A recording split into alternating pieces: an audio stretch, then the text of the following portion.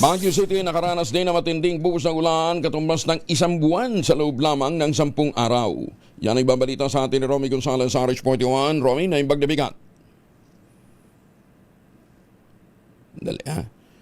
Pati linya natin. Nakapagtala lunsod ng bagyo ng ulan, nakatumbas na 1 buwan sa loob lamang 10 araw mula Agosto 1 hanggang Adyes ng taong kasalukuyan.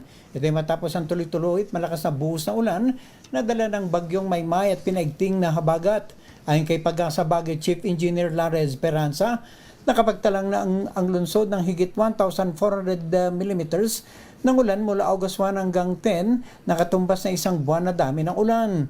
Anya, ang normal na dami ng buhos ng ulan sa buong buwan ng Agosto ay 920.3 millimeters na itinatag na sukatan mula 1981 hanggang 2021. Ang naitalang ulan ngayon ay lampas sa normal na antas dahil sa loob lamang ito ng 10 araw. In-report ni Pag-asa Administrator Dr. Nathaniel Servando, ang Baguio ay nakatanggap ng pinakamataas na dami ng buhos ng ulan na 1,413 millimeters sa loob lamang ng 9 na araw mula August 1 hanggang 9 ng taong kasalukuyan.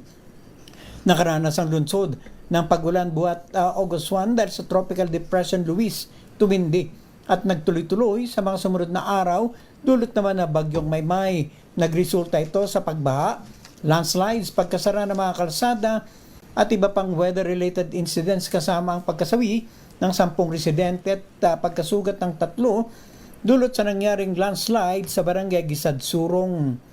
Ito si RH41 Romy Gonzalez para sa DZRH, una sa Pilipinas, una sa Pilipino. Maraming salamat, Romy, at Diyos na Gina.